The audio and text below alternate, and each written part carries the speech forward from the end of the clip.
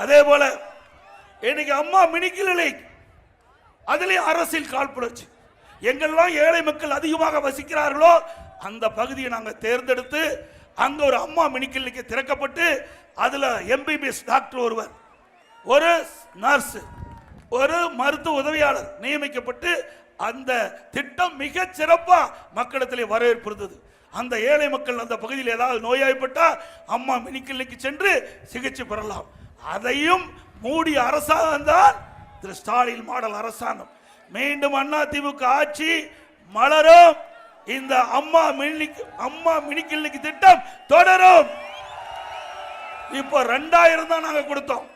2000 அம்மா mini clinic தான் கிராமத்திலிருந்து நகரம் வரை ஏழை மக்கள் வசிக்கின்ற பகுதியை தேர்ந்தெடுத்து நாங்கள் அந்த அம்மா மினி கிளினிக் அமைத்தோம்.